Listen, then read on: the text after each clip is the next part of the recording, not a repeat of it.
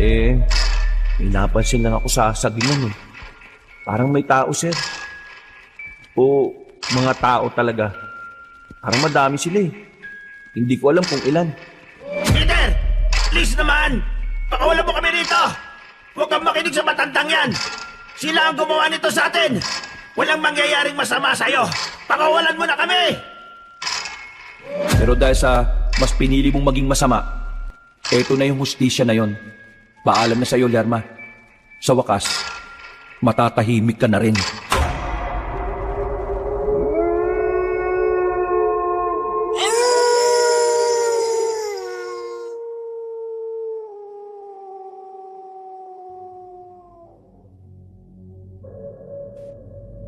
Pinagpalang araw sa inyo, kabanong.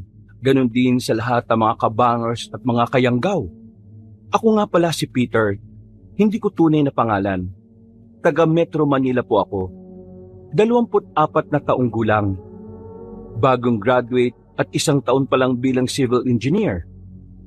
Bago pa man ako masanay sa buhay ng Maynila, yung gising ng alas 4:30 ng madaling araw, traffic, kapeng almusal at overtime sa opisina, dumating agad ang pagkakataon na hindi ko inaasahan. Isa ako sa mga napili ng kumpanya naming telco para magsagawa ng field survey sa mga lugar na pwedeng pagtayuan ng mga bagong tower sa Kabisayaan. Excited ako nung una.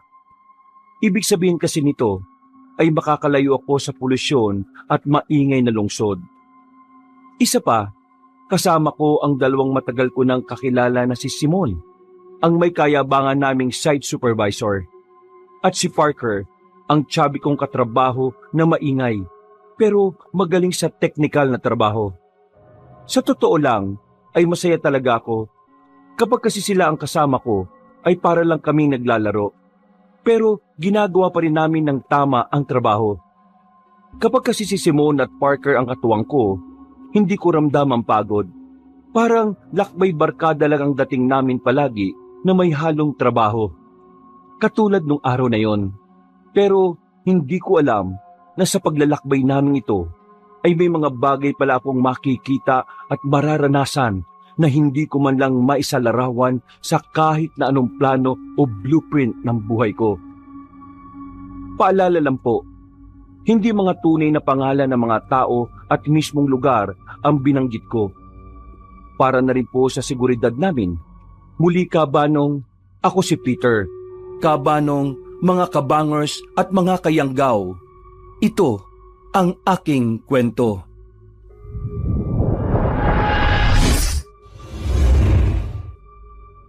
Bago nga pala magsimula ang ating kwento, sana'y mapindot nyo muna ang subscribe button at ang notification bell para lagi kayong nanonotify pag may bago tayong mga kwento.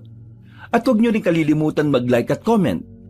Napakalaking tulong po ito sa ating channel para mas makapagatid pa kami sa inyo ng mga magaganda at mga nakakapangilabot na mga kwento. At ngayon, sa ating pagpapatuloy.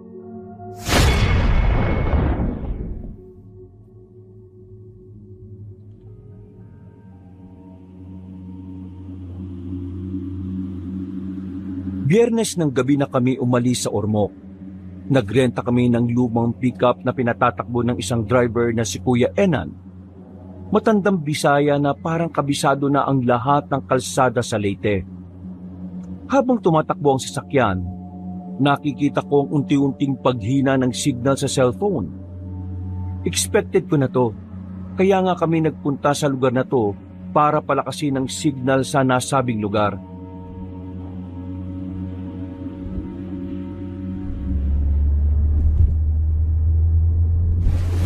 Nawawala na yung signal, mga sir. Oo nga eh. Ayan na. Simula na ng adventure natin, guys. Adventure? Eh mukhang horror movie to, sir eh. Buti na lang, dala ko tong emergency flashlight ko. Para kung sakaling mawalan ng ilaw eh, ready ako. Huh, grabe yan ah. Parang buong ilaw sa lugar nyo, dala-dala mo, Peter ah. Oo nga, sir eh. At full charge pa to. Mas mabuti ning ready para sa kahit na anong sakuna. Ayos ka. Sakuna ka agad. Wala pa ngang nangyayari. May dala rin akong power bank dito. 20,000 mAh na to. Pinadala pa to sa akin ng pinsan kong nasa Amerika Sir Simon, narinig mo ba yung sinabi nitong bata natin? 20,000 mAh daw, yung power bank niya. Ayos talaga tong si Peter natin Oo nga Kaya gusto ko ngang laging sinasama yan. Hindi na kailangan manduan Alam na niya ginagawa niya. Pero, relax lang tayo guys ha. Late lang tong pupuntahan natin. Maganda sa lugar na to. At may kuryente rin naman. Pero, ewan ko lang din sa area na pupuntahan natin ha. Balita ko kasi, nagkakaroon ng madalas na pag-brownout dun Mas okay na to, sir. Baka mamaya yung mapunta natin, may aswang. Di ba ganun daw yun? Kapag mga probinsya may mga aswang daw. Walang yaka, Peter. Napatawa mo ako ron Ilang taon ka na ba at nagpapaniwala ka pa rin sa mga aswang-aswang na yan? 24 ho. Totoo naman yung sinasabi ko mga sir Kahit civilized na yung ilang lugar sa probinsya, meron pa rin mga aswang at ibang kababalagan. Hindi natin yung pwedeng ipagsawalang bahala. Kakanood mo yan ng mga horror movies Napaismid lang ako kabanong habang nagtatawanan sina Simon at Parker. Sa kabilang banda ay napansin kong itsura ni Kuya Enan na parang naniniwala rin sa mga sinasabi ko. Mas naniniwala ako sa reaksyon niya dahil taga dito siya mismo sa nasabing probinsya. Nanahimik na muna ako at naglaro na lang sa cellphone na sobrang hina na ng signal. Habang patuloy kaming umaakyat sa makipot na daan, halos wala na kaming nakasalubong. Ang mga ilaw sa poste ay unti-unti na ring nababawasan. Hanggang sa puro dilim at tunog na lang ng makina ang naririnig ko. Paminsan-minsan ay may makikita akong lumilipad na mga ibon sa gilid ng bintana. Parang paniki ang tingin ko. Kaya lang mas malaki. Makalipas ang ilang oras, pagdating namin sa harapan ng karatulang gawa sa kahoy na may nakasulat na maligayang pagdating sa baryo Taglawig, biglang huminto sa pagmamaneho si Kuya Enan. Huminto kami sa gilid na may nakapark ding mga sasakyan. Meron doong 2 kubo at mga tao ring tila dayuhan din na katulad namin. Nagtaka kaming 3 at sabay-sabay na napatingin sa kanya. Narinig ko ang pagtatanong ni Simon na nasa tabi ng driver's seat. Ayon nga kay Kuya Enan, ay hanggang doon na lang daw ang paghahatid niya sa amin. Sabi pa niya, mahirap na daw kasi kapag dumiretso ng ganitong oras, lalo na at madulas ang kalsada sa banda roon. Mahirap magmaneho kapag gabi at madilim. Baka ito pa ang maging dahilan ng aksidente. Hanggang dito mo na lang kami ihatid. Sa pagkakaalam ko, ang sabi sa akin kanina sa telepono nung kausap ko, pagdating sa arko ng Baryo Taglawig, mga 3 kilometro pa raw yung sityo na pupuntahan namin Narinig ko nga rin yun. Paano yan, Kuya Enan? Dapat pala nung una pa lang sinabi nyo na sa amin na hanggang dito nyo lang kami ihatid. Umarkilan na lang sana kami ng ibang driver. Hindi na ako nakisabat pa sa reklamo ng mga kasama ko, kabanong. Nakinig lang ako hanggang sa magpaliwanag na si Kuya Enan sa kanila.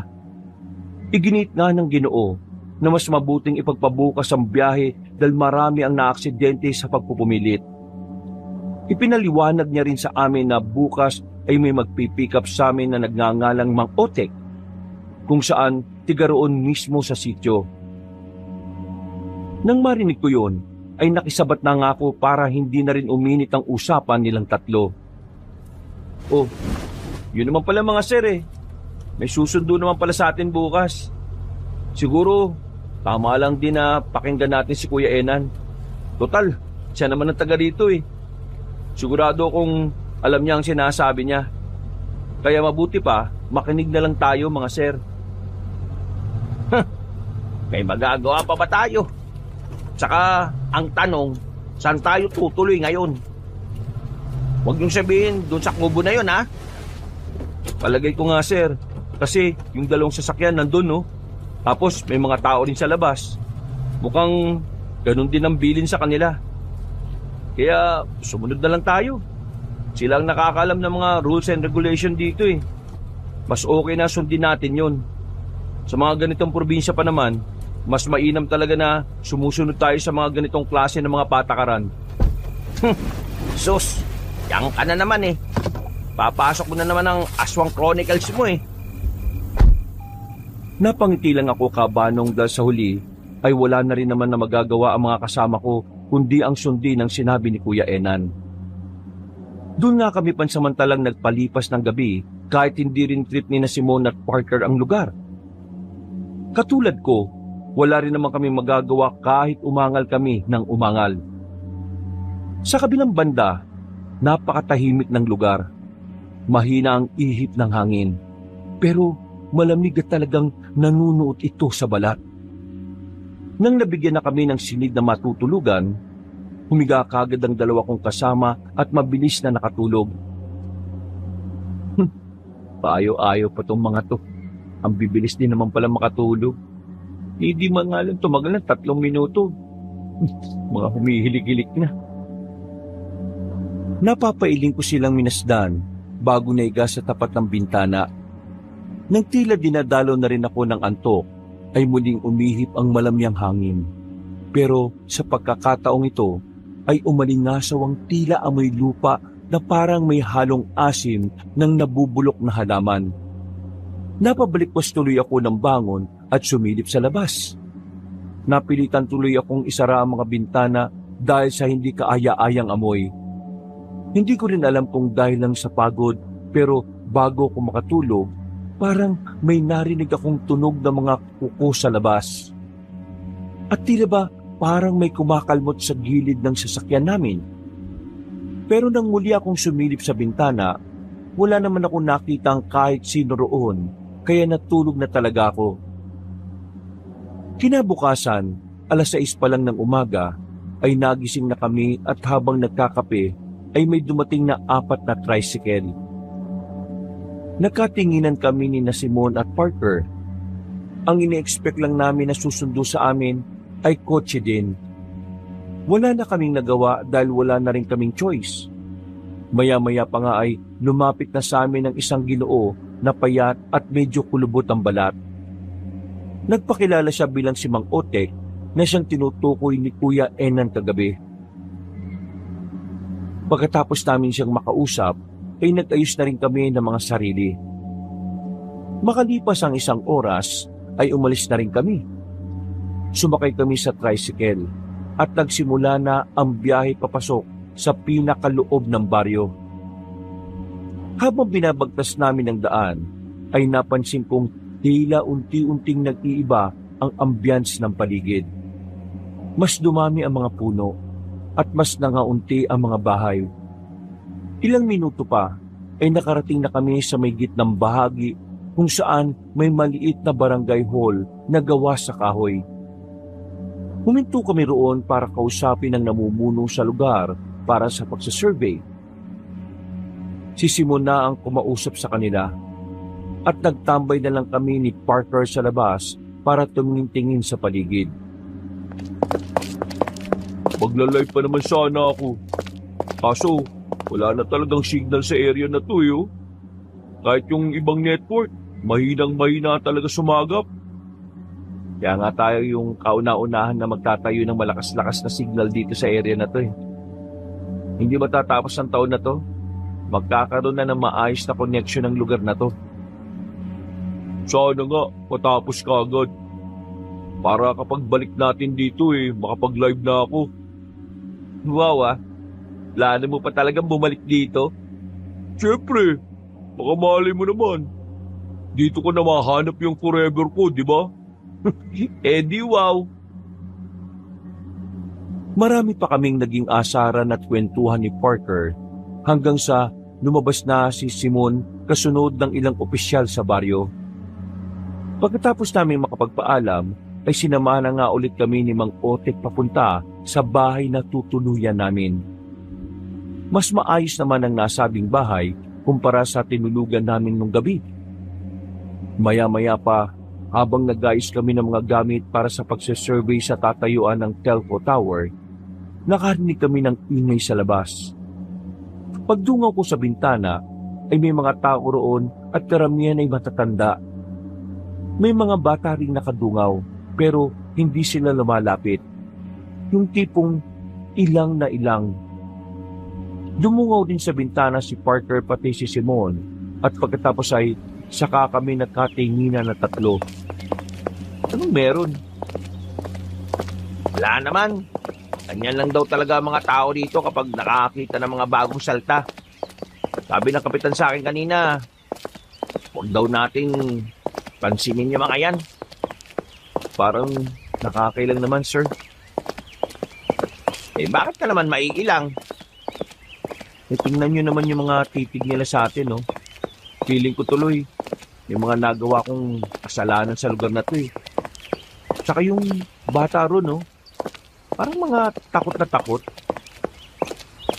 Huwag yun na silang pansinin. Basta trabaho lang ng trabaho hanggang sa matapos tayo.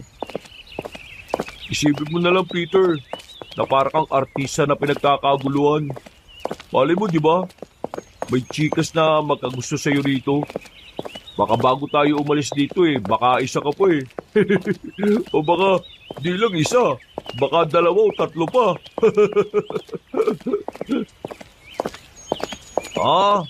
Tama yung sinabi ni Parker. At least, uuwi ka na, nakabengbang ka ng chikas. Kayo talaga, pagdating sa mga ganyang kalokohan, ang bibilis nyo talaga. Trabaho ang pinunta natin dito, no? Parte yun ng trabaho natin. Dapat, ang goal mo, kada mapupuntahan natin lugar, meron kang maiisa na chicks. Para naman, kumalat agad ang lahi mo. Hindi na ako umimik. Umismid na lang ako sa kabinitbit ng bag na naglalaman ng mga gamit. Ganun na rin ang ginawa ni na Simon at Parker habang nagtatawanan. Paglabas namin ng bahay, nandun pa rin ang mga iilang tao na nakatingin at parang sinusuri kami mula ulo hanggang paa. Pakramdam ko tuloy para silang mga frisking guard o monitor na ini-scan pati kaloob-looban namin. Ilang na ilang talaga ako, kabanong. Nang palabas na kami sa kahoy na gate, may lumapit sa amin na isang matandang babae. Sa tingin ko nasa 60 years old and above na siya. Maliit lang. Medyo may puti-puti na sa mahabang buhok. Morena at kahit makinis sa mukha niya, mahalata mo na rin ang katandaan. Nang magtama ang mga mata namin, hindi naman ako nakaramdam ng takot pero feeling ko merong kakaiba sa kanya. Ngumiti siya at nakipagkamay kay Simon dahil yun ang nauuna sa amin. Magandang araw po.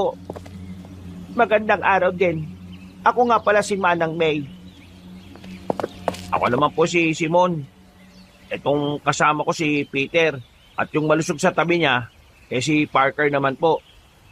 Ano pong may paglilingkod ko sa inyo, Manang May? Wala naman akong kailangan sa inyo. Gusto ko lang kayong makilala na mga sinasabi ni Kapitan sa amin nung nakaraang araw pa. Sabi rin ni Otek, mga taga Maynila raw kayo na magsasurvey para sa itatayong tower ba yun o poste? Tama ba ako, iho? Oo, Manang. Kami nga ho yun. Mga ilang araw kayo dito. Pasensya na kung matanong ako, ha. Gusto lang kasi naming paghandaan ang pamamalagi nyo dito para naman maisipan nyo ng bumalik-balik. Salamat naman po pero hindi nyo na po kailangan mag-abala pa. Nakakaya naman. Hindi nyo kailangan maya sa amin lalo na sa akin. Talagang gusto lang namin na masulit na mga dayuhan ang pananatili nila rito. Katulad nyo. Ganun no ba? Sige ho. Kayo bahala. Salamat po in advance, Manang.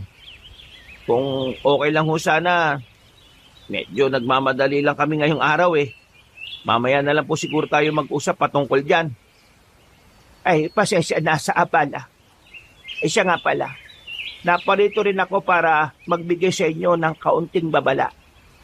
Alam niyo naman sa lugar na katulad nitong baryo, Iba to sa nakasanayan nyo sa syudad. Payo ko lang sana na habang nagmamalagi kayo rito, pagpapalubog na ang araw, huwag na kayong lalayo sa baryo o magpunta pa sa kung saan-saan. Bakit naman po? Ayaw ko kayong takutin pero gusto ko lang sabihin na mahiwaga itong lugar namin at maraming mapaglarong klase ng mga elemento sa paligid. Kapag gabi, hindi lang tao ang gumagala. Kaya iba yung ingat ang kailangan, lalo na sa mga katulad nyong dayo. Kayo ang madalas na aliwin ng mga sinasabi ko. Sige po, tatandaan po namin yan. Salamat sa pakikinig. Wag sana kayong tutulad sa iba na matigas sa mga ulo para hindi na humantong sa problema. Salamat at mag-iingat rin kayo. Idadalangin ko sa may kapalang pananatili nyo rito. Nawa ang masulit nyo nga. Tumango na lang kami kay Manang May. Pagkatapos ay naglakad na kami papalayo. Yumukod lang ako at nagpunwaring nakatingin sa cellphone kong walang silbi habang naglalakad palayo sa mga tao. Nakakailang kasi ang mga tingin nila na parang akong kakainin ng buhay. Medyo nangilabot tuloy ako, lalo na sa mga sinabi ng matandang babae. Nang makalayo na kami sa kanila, biglang nagtawanan sina Simon at Parker na parang walang bukas. Napakunot tuloy ako ng noo habang nakatingin sa kanila at naglalakad. Anong nakakatawa sa sinabi ni Manang May? Sabi sa iyo, Simon magiging paniwalang-paniwala tong si Peter Bagay na bagay kang tumira sa ganitong lugar, pare. Alam nyo, wala namang masama kung maniniwala tayo sa sinabi ng matanda. Natural ang mga ganyang kagawian sa probinsya. Sige kayo, bahala kayo kapag may nangyaring hindi maganda. Siguradong hihingi rin tayo ng tulong sa mga taga rito. Baka dahil sa hindi nyo paniniwala pagtawanan lang din tayo nila sa huli. Hindi na uso yung ganyang paniniwala, pre. Sibilisado at makabago na ang mundo. Tama na yan. Baka magkapikunan pa kayo. Tara, bilisan na natin para maaga-aga tayo matapos ngayon. Medyo naantok na talaga ako at gusto ko matulog. Naglakad na nga kami at tinahak ang pupuntahang lugar. Pero sa kabilang banda ng isip ko, parang nagre-rema pa rin ang mga sinabi ni Manang May kanina. Pasimple na lang akong napasign of the cross at nagdasal na hindi naririnig at nakikita ng mga kasama ko. Makalipas ang ilang minuto, pagdating namin sa site, nagtrabaho na nga kami ng maayos. Liblib na liblib ang lugar. Puno ng mga puno pero mas marami ang saging.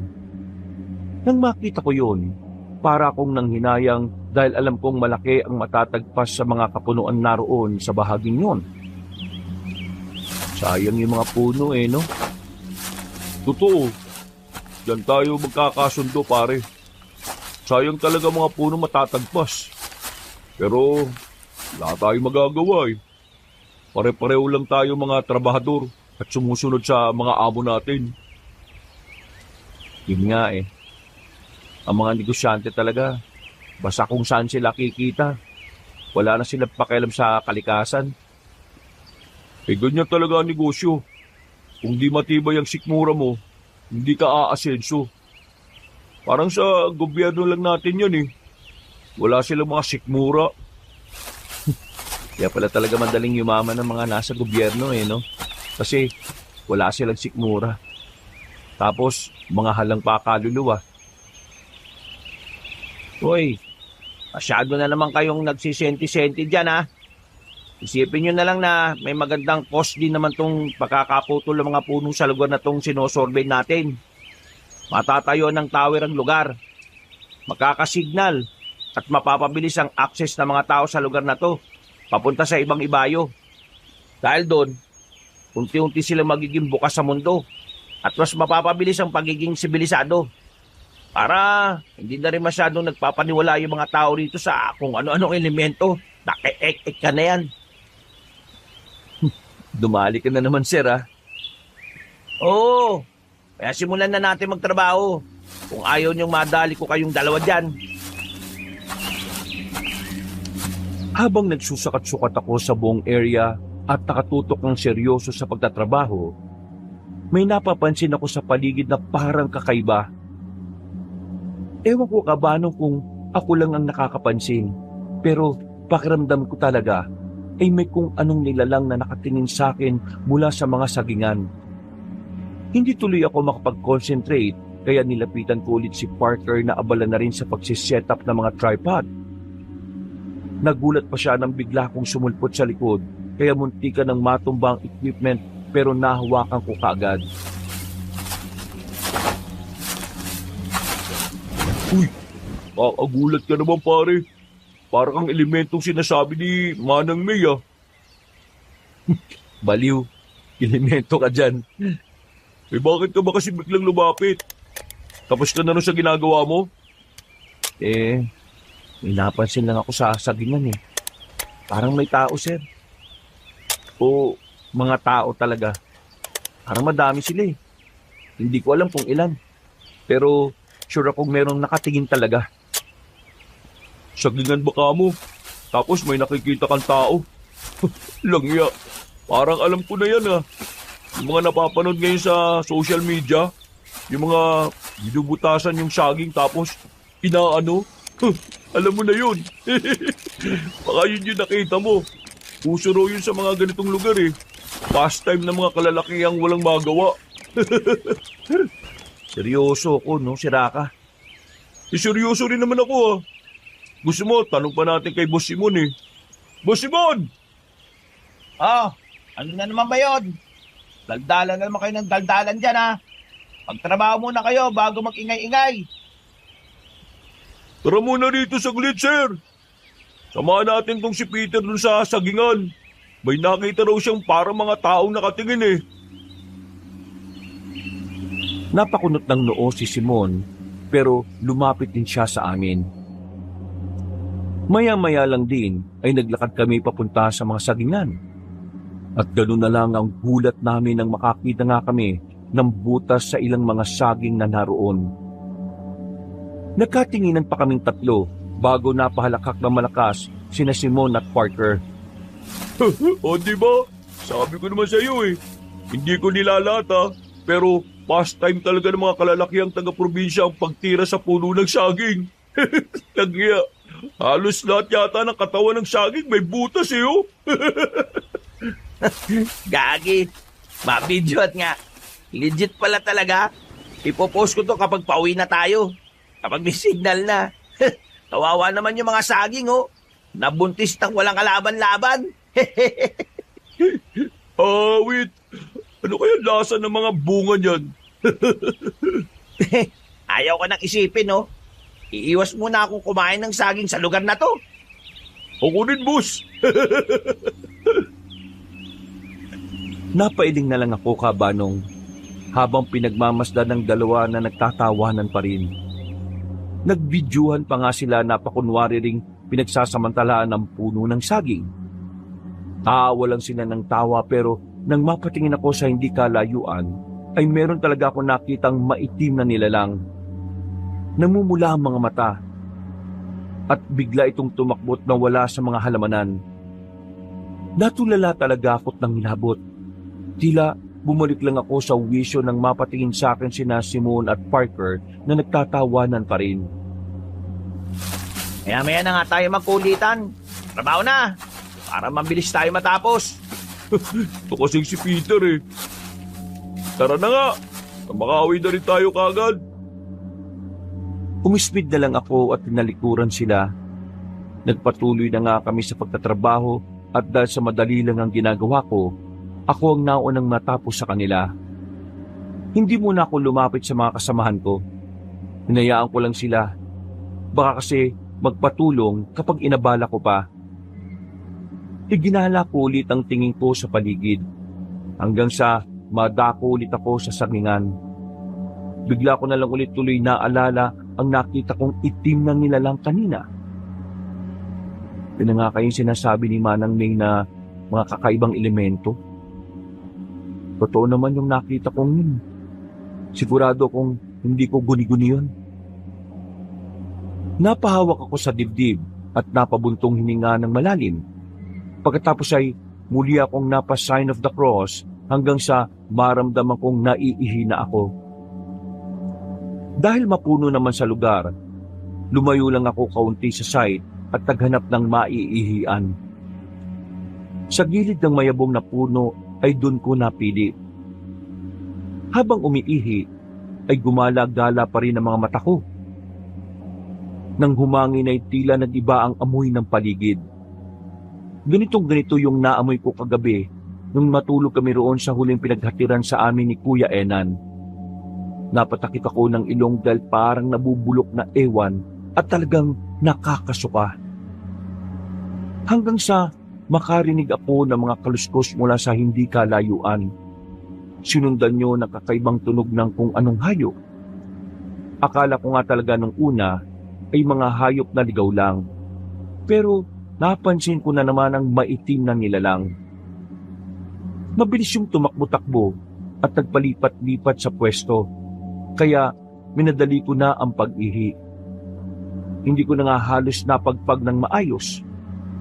Pagkasara ko ng zipper ay may tumulong kung anong likido sa noo ko. Dahan-dahan akong napatingin sa itaas ng puno at doon ko na nga nakita ang nakakatakot na nilalang. Sigurado akong maliit lang siya. Nangingintab sa pagkaitim ang balat. Namumula ang mga mababalasik na mga mata. Matutulis sa mga kuko at ngipin. Mahaba ang manipis na dila at naglalawayon na tumutulo-tulo sa akin. Ngumiti siya, kaya mas lalo kong nahintakutan. Pagkalaon ay nawala rin ang ngiti niya at napalitan ng nakakatakot na may hinang pag-ungol. Sa pagkabigla ko at pagkataranta, umatras ako kahit nakatingala pa sa kanya. Kaya na out of balance ako. Pagkatumba ko ng patihaya, napatingin ulit ako sa nasabing puno pero wala na roon ang nasabing nilalang. Dahil doon, ay dali-dali kong iginala ang tingin hanggang sa marinig ko sa paligid ang kanyang mahinang pag-ungol. Dali-dali akong tumayo at tumakbo pero sa pagkataranta ay natisod ako sa nakausling ugat ng punong inihian ko. Natumba ko, tumama ang ulo sa isang puno. Nang babangon na sana ako, ay biglang nagkulay pula ang paningin ko sa kaliwa. Hinawakan ko yon at saka ko lang napagtanto na dumudugo ang kaliwa kong noo. Narinig ko na naman ang pagaralgal na ungol at pagbaling ko sa kanan ay nakita ko ang nakakatakot na nilalang kanina. Handa na niya akong sakmalin kaya napasigaw ako ng malakas. Dahil dito ay natigil sina Simon at Parker sa kanilang ginagawa. Patakbo silang pumunta sa kinaroroonan ko. Pagdating nila ay napalingon kagad ako habang paupong nakasandal sa gilid ng puno. Oh, ano nangyari dito?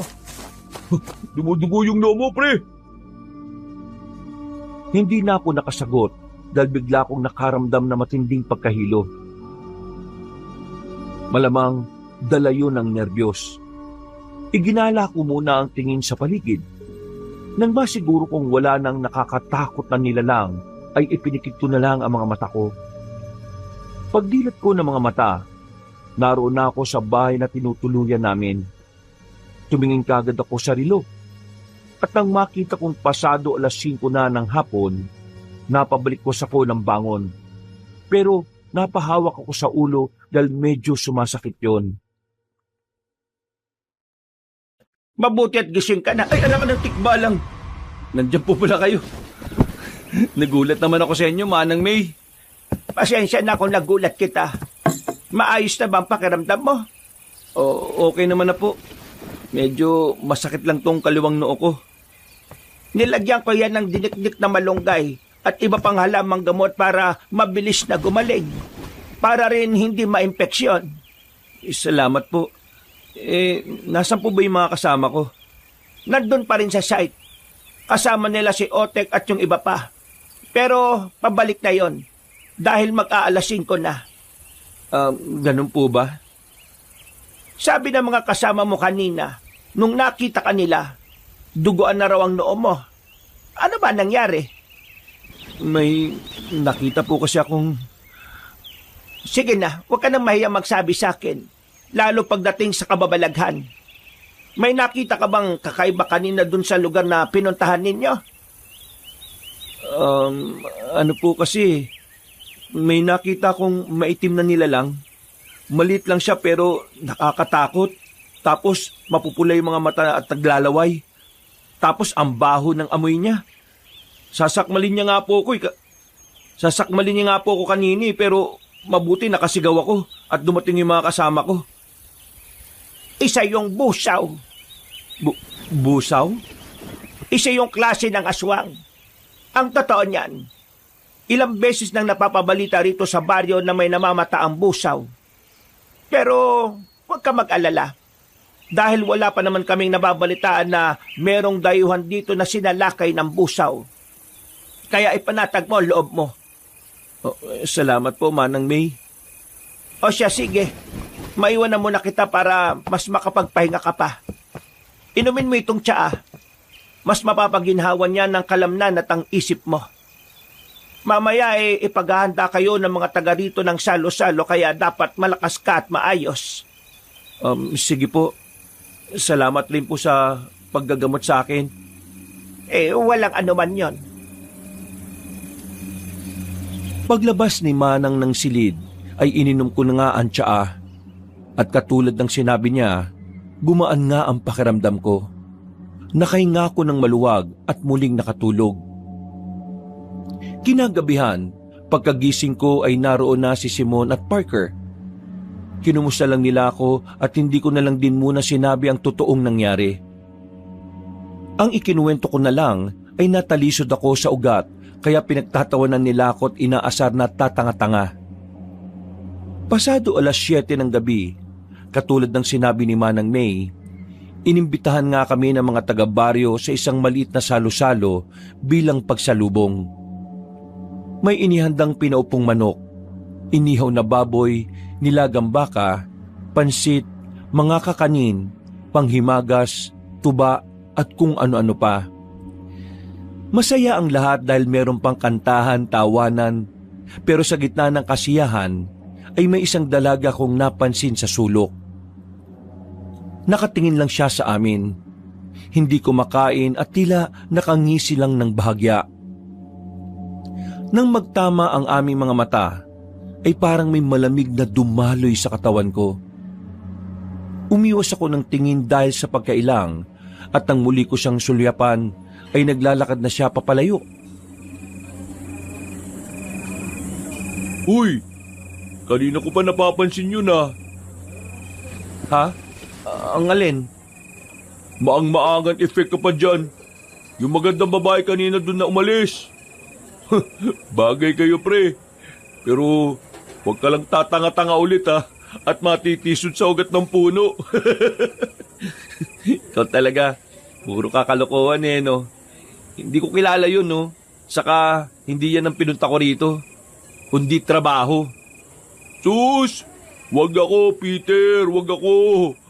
Trabaho rin naman yun eh. Kaya, trabahuin mo na. Sige ka, uunahan kita kapag babagal-bagal ka. Hindi ako bahala ka sa buhay mo. Kakain na nga lang ulit ako. Kapag sinabi ko to kay Boss Simon, siguradong bubuskayin ka rin nun. Mga pasaway talaga kayo no. Napakamot na lang ako ng ulo kabanong habang pinagmamasdan si Parker na papalapit kay Simon. Nang mabulungan na niya yon ng kalokohan, sabay silang napatingin sa akin at biglang nagtawanan na halatang nang aasar.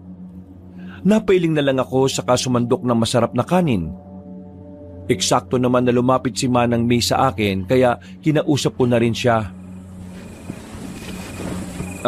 Manang? Kilala niyo po ba yung babaeng nakatayo ron kanina? Yung nandun sa gilid ng poste? Si Lerma yata yung tinutukoy mo. Taga rito po ba yon? Oo, sakop pa rin siya ng baryo. Pero naroon na siya sa pagitan nitong baryo at ng kabila. Bakit? Natitipuhan mo ba siya? Po? Hindi naman po. Mabait naman yan. Minsan lang talaga may pagkatahimik. Ngumisi lang ako kabanong at kumain na ng kakaning sinando ko. Pagkalaon ay nagpaalam na rin sa akin si Manang May. Tumabi na rin ako kina Simon at Parker habang patuloy pa rin silang nang aasar sa akin. Maya-maya pa, habang patuloy ang kasiyahan at pakikihalubilo namin sa mga taga-baryo, biglang napansin ni Simon na nag-flicker ang mga ilaw. Napatingala kaming lahat, pero sinabi ni Mang Otek na normal lang naman daw ang bagay na yon sa lugar. Kaya nagkibit-balikat na lang ako. Nagpatuloy ang pagpatay-sindi ng ilaw hanggang sa tumagal to ng halos 3 minuto. Pagkatapos noon ay muling umalingasaw ang pamilyar na amoy. Napahawak tuloy ako sa balikat ni Parker na katabi ko lang. Uy, naamoy mo ba yon? Ang alin? Yung mabahong amoy? Parang nabubulok na ewan? Pare, tandaan mo na ang bibig ay malapit sa ilong ha. Baka alam mo na kung ano yung naaamoy mo. He, puro ka talaga kalokohan. Huy, may dumaan sa paanan natin. Ano yun? Pagkasabi kong yun, ay eksaktong bumalik na rin ang kuryente. Pagtingin ko sa ilalim ng mesa namin, ay may isang pusang ginger ang tumakbo na palayo. Tinawanan naman tuloy ako ni Simon at Parker. Pagkalaon ay nagpatuloy na ang kasiyahan habang ngumangata kami ng pagkain.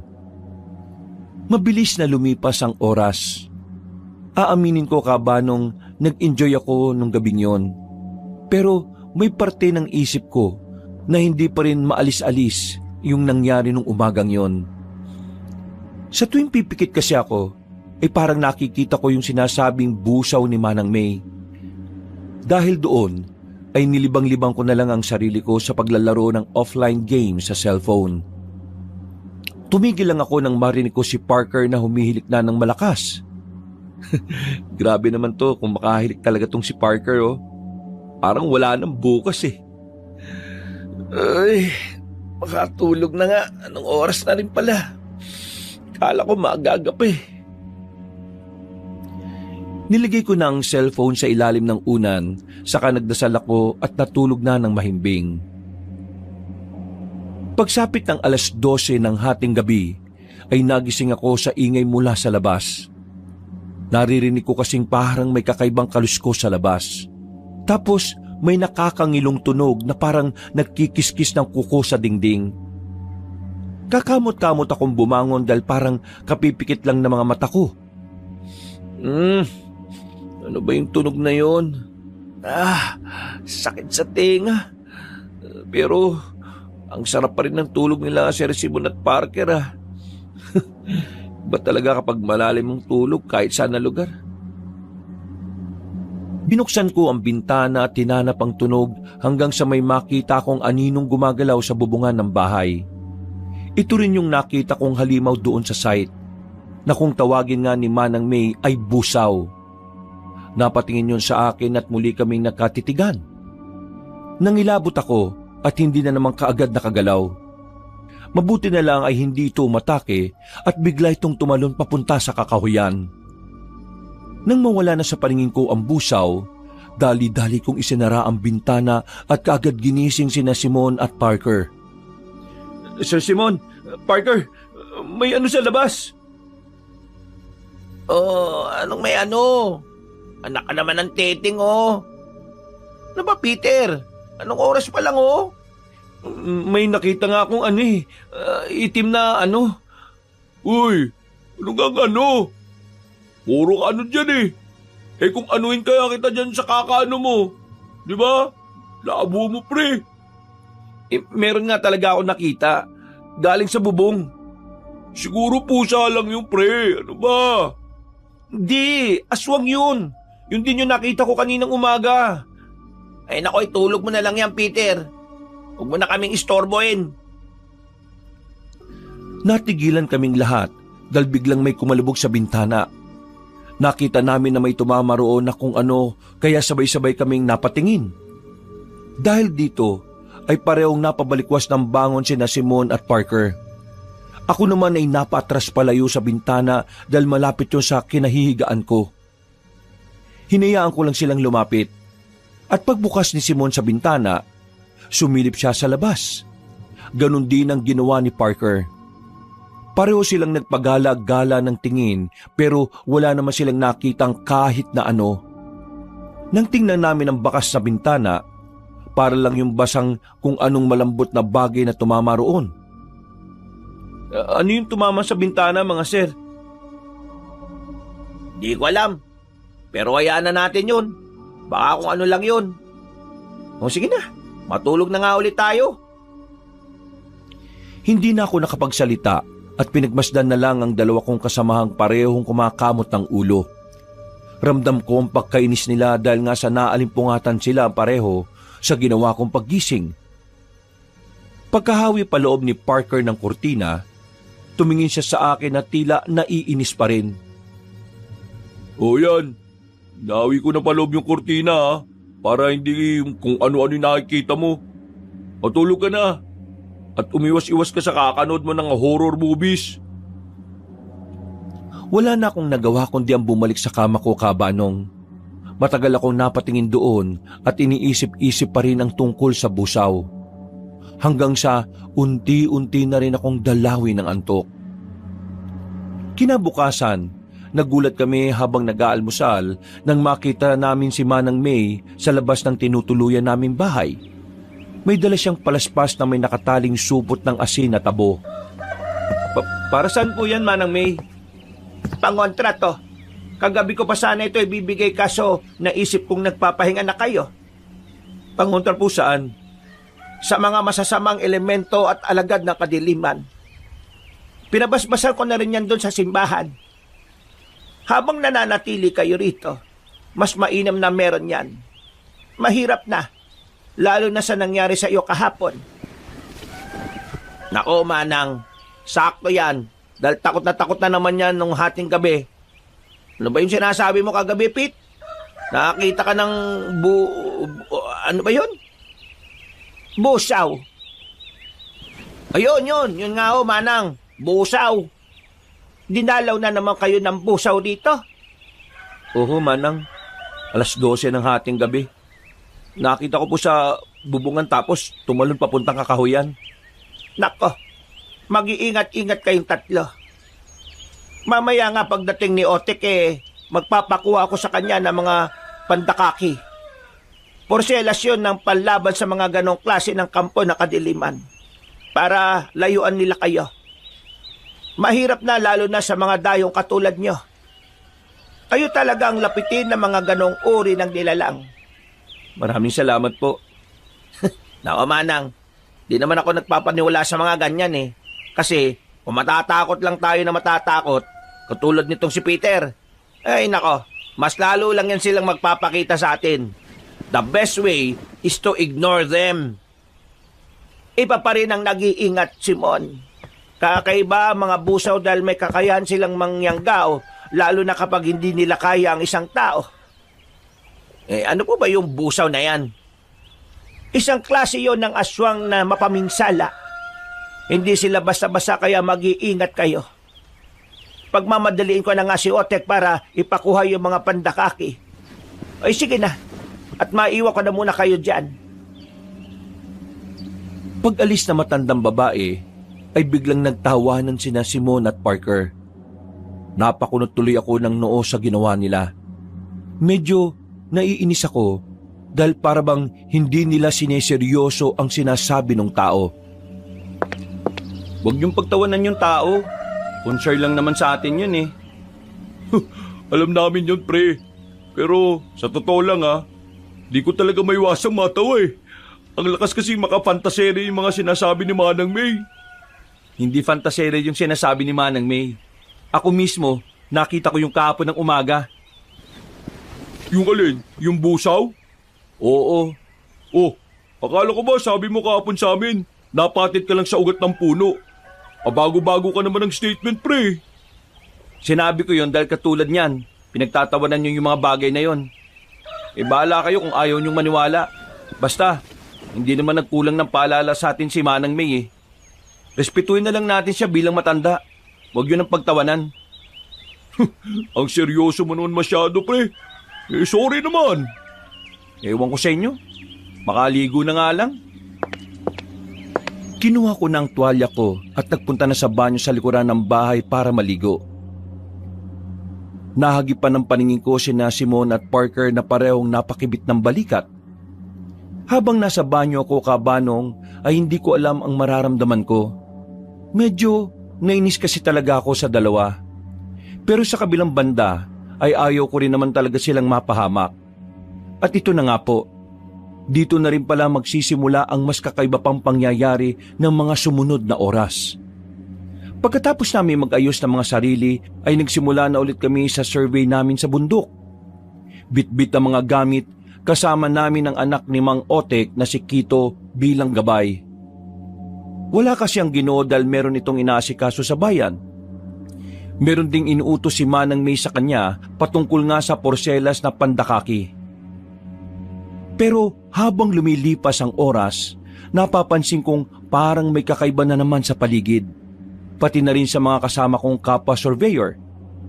Habang abala ang lahat, napansin ko ang kakaibang kilos ni Parker.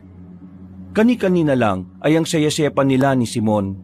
Pero tila bigla na lang silang nanamlay.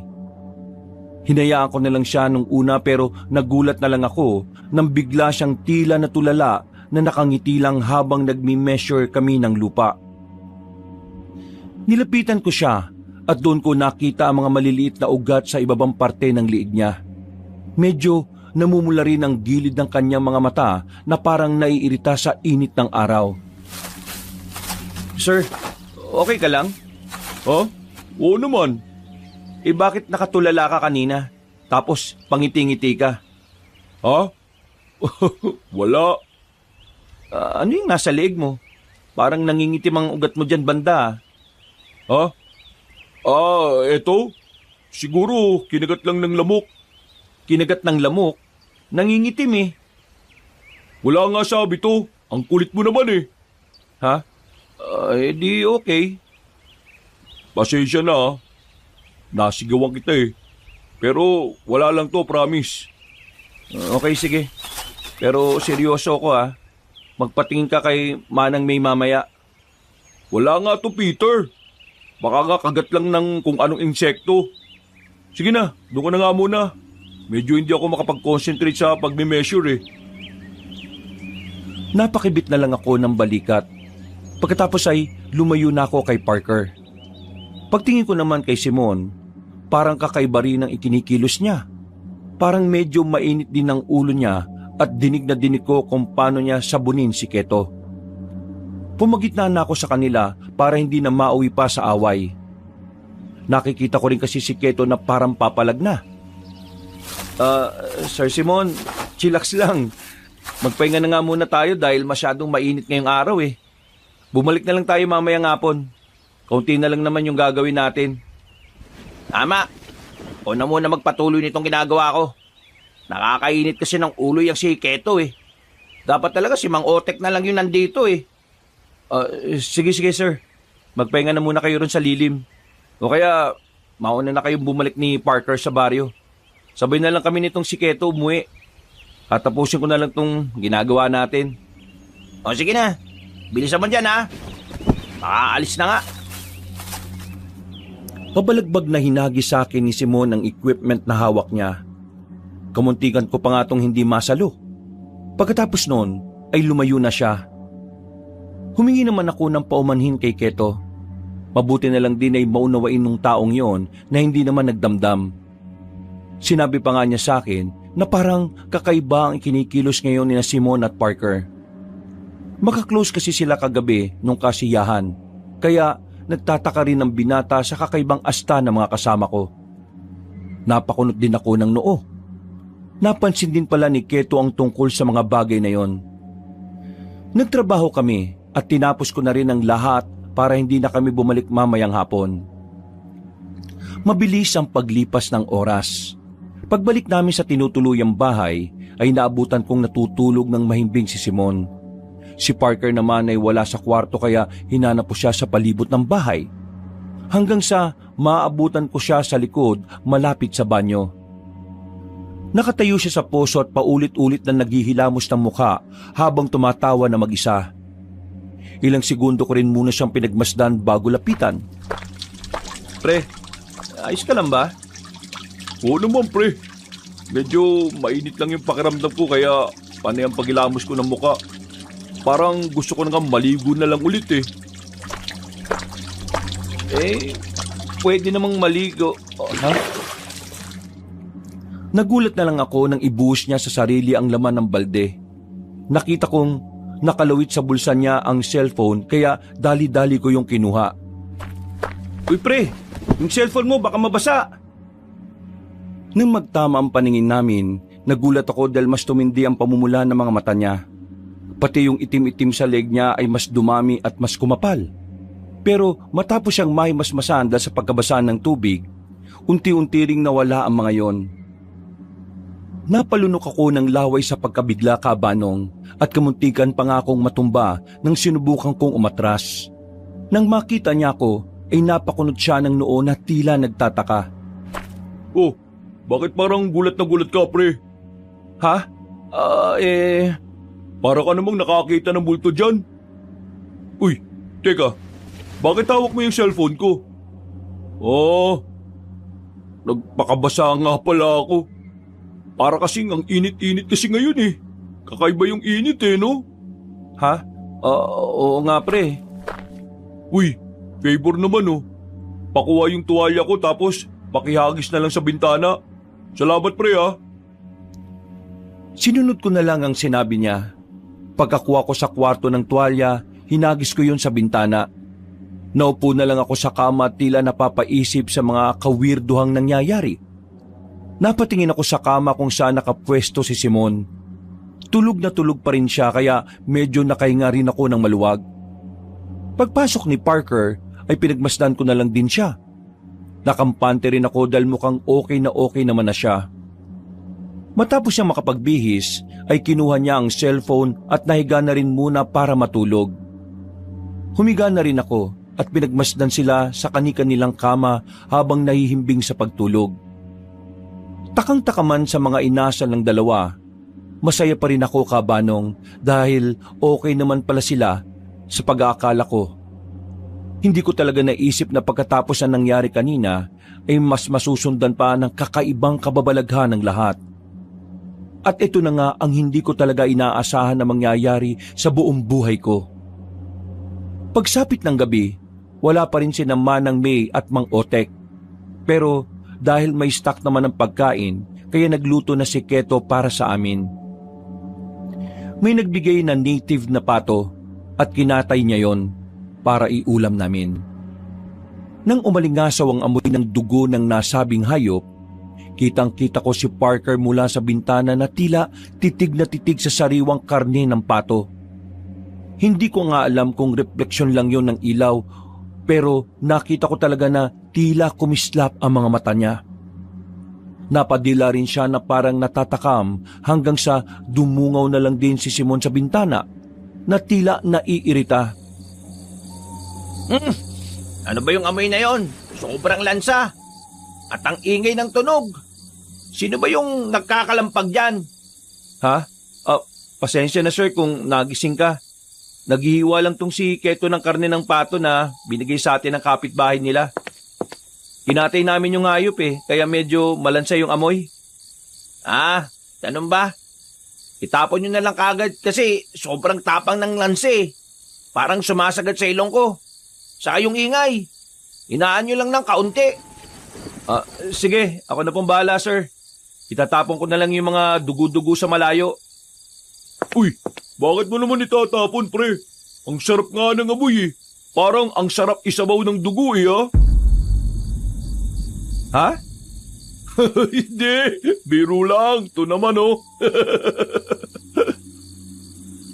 Dinampot ko na kaagad ang supot kung saan nakalagay ang ibang parte ng pato na hindi mapapakinabangan.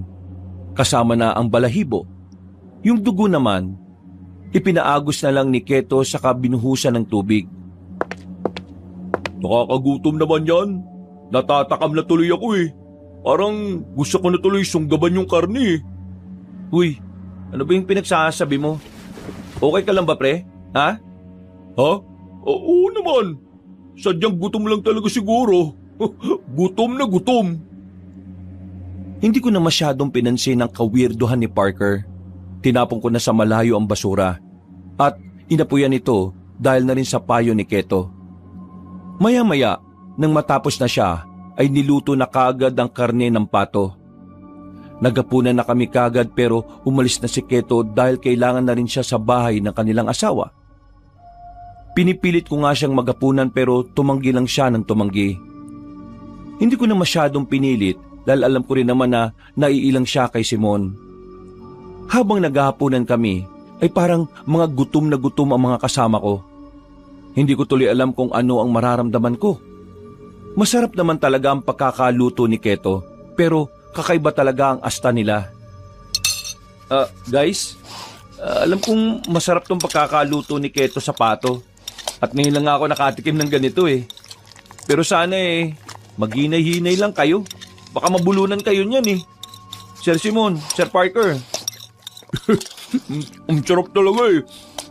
At ang gutom na gutom ako. Parang kahit buto nito mauubos ko eh. Grabe ka naman sa pati buto, sir. Ano grabe? May masama ba sa sinabi ko, ha? Wala naman. Basta maghinay-hinay lang. Puro kayong daldal. Kumain na nga lang tayo para maubos na to. Hindi na ako nagsalita at nagsimula ng kumain. Hanggang sa maubos na nila ang sinabawan. May isang prito na natira na sabay kinuha ng dalawa. Nagkatinginan pa sila at naghatakan sa isang pirasong prito. Nakita ko sa mga mata nila ang matinding determinasyon na gusto talaga nilang makuha ng buo ang natitirang karne. Ayaw nilang maghati rito. Guys, wag na kayo magagawan pa oh. Ito kunin niyo na yun sa akin. Wala pang bawas to. Uy! Dinakma kaagad ni Simon ang pritong nasa plato ko. Kamuntikan pa nga matapon ng kanin sa pagkakadakma niya. Nang mapatingin ako ulit sa kanila, ay doon ko na nakita ang muling pamumula ng gilid ng kanilang mga mata. Nagsulputan din ulit ang may itim na ugat sa mga liig nila. Mga sir, ayos lang ba kayo? Bakit? Mukha ba kaming hindi ayos? Para kasing namumula mga mata nyo eh. At saka, ikaw yata ang hindi ayos, pre. Ha? Ako? Naririnig ko ang tibok ng puso mo. Ang bilis. Oo nga, pabilis ng pabilis. Natatakot ka ba, ha? Sino kinatatakutan mo? Kami ba? Natatakot ka ba sa amin ni Boss Simon? Bakit ka naman matatakot sa amin, ha? Wala naman kaming ginagawang masama, ha? Kumakain lang tayo ng hapunan dito. Pasimple akong tumayo habang takot na nakatingin sa kanila, Kabanong. Hindi ko na rin alam kung ano talaga ang nangyayari pero sigurado kong hindi normal itong ikinikilos ni na Simon at Parker. Saan ka pupunta? Bakit parang namumutla ka na? Anong ikinatatakot mo sa amin, ha? Ha? Ano kasi, tapos na akong kumain. Di kung ganon, ako na lang ang uubos ng pagkain mo, ha? Sige. Wala akong problema. Alis ka na? Oo eh. Medyo inaantok na ako. Tama, magpahinga ka na muna. Medyo namumutla ka na eh, oh.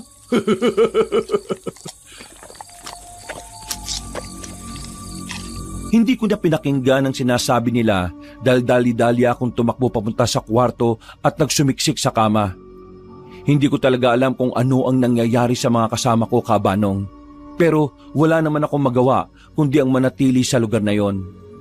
Naisip ko na lang bigla ang sinabi ni Manang May na mag-ingat nga kami lalo na sa busaw dahil sadya itong mapanganib. Hindi na sila Simon at Parker yung kasama kong yun? Baka yung busaw na yung mga yun ha. Ay nako, Nasaan na ba kasi si Manang May at Mang Otek? Napadasal na lang ako sa Diyos na sana'y walang mangyaring masama sa mga kasama ko. Hanggang sa makarinig ako ng ingay sa labas. Pagsilip ko sa bintana, nakita ko nga sina Simon at Parker. Nagtatampisaw sila sa pusuhan na parang init na init naman sa kanilang katawan. Ano ba nangyayari sa kanila? Sana talaga dumating na sina Manang May at Kuya Otek. Nang lumingon sila sa kinaroroonan ko, ay pareho silang ngumiti. Kaya sinara ko na at hinawi na paloob ang kurtina.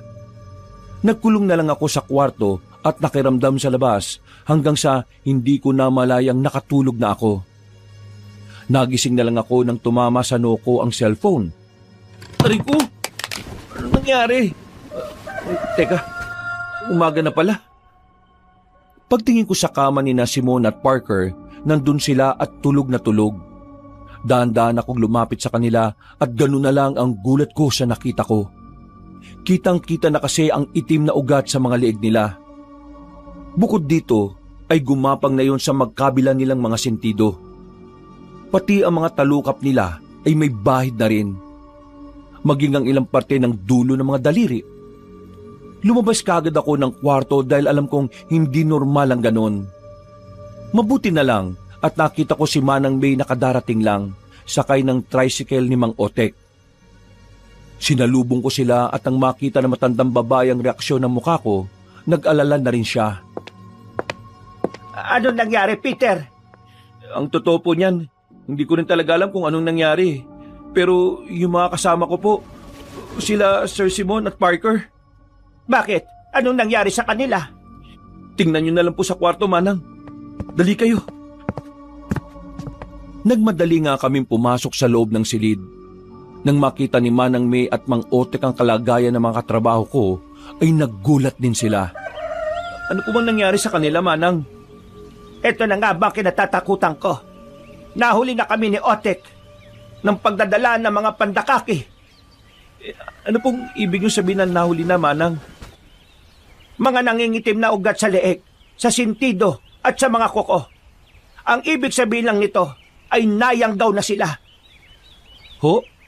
Nayanggaw? Ano po bang ibig niyo sabihin? Anong ibig sabihin nun?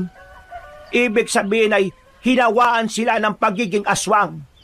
Posibleng gawa to ng busaw na nakainkwentro mo nung ilang beses.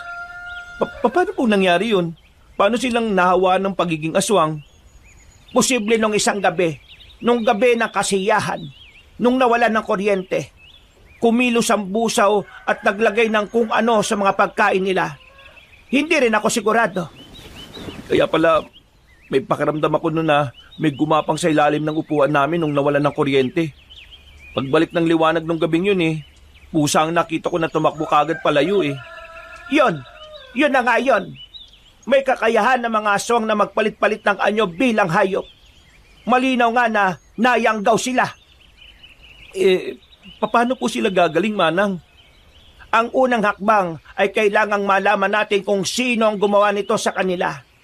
Pangalawa, kahit anong mangyari, hindi sila dapat makatikim ng sariwang dugo at karne ng tao. Ng tao? Oo, tama ang narinig mo. Na sariwang karne at dugo ng tao. Kapag nakatikim sila nun, siguradong mahirapan na silang makabalik. Magiging tuluyan na silang aswang. Hindi po sila po pwedeng maging aswang, Manang. Naiintindihan ko. Kaya gagawin namin ang lahat para maagapan sila. Natigilan na kami sa pag-uusap dahil nakita namin na parehong napaungot sina Simon at Parker. Ilang saglit lang din ay magkasunuran silang napatihaya sa kama. Kahit malamig ang paligid ay pawis na pawis sila. Nang hawakan ko sila, ay nagulat ako dahil sobrang lamig ng kanilang mga katawan. Nag-alala ako nang makita na unti-unti ring nangingitim ang mga kuko nila. Otek, magsunog ka na ngayon din ang goma. Bilisan mo! Tawagin mo na rin si Keto at pakuhain mo na ng mga halamang gamot na dawag dun sa malapit sa ilog. At ikaw naman, Peter, kunin mo yung maliit na planggana sa lababo at lagyan mo ng maligamgam na tubig. Samahan mo na rin ang bimpo. Sige na, madali ka! Opo, Manang. Sige po. Sinunod ko kagad ang pinag-uutos ni Manang. Nagdala ko ng malitap langgana na may lamang maligamgam na tubig. Inutusan ako ng matandang babae na punasan ng salita ng dalawa kong katrabaho na ginawa ko naman. Ilang saglit pa, lumabas muna si Manang May sa silid. Pagbalik ay may dala na siyang langis mula sa garapon. Nagpatak siya ng kaunti sa planggana at ang iba naman ay pinahid niya sa kanyang kamay. Bago parehong pinahiran ni na Simon at Parker sa ulo.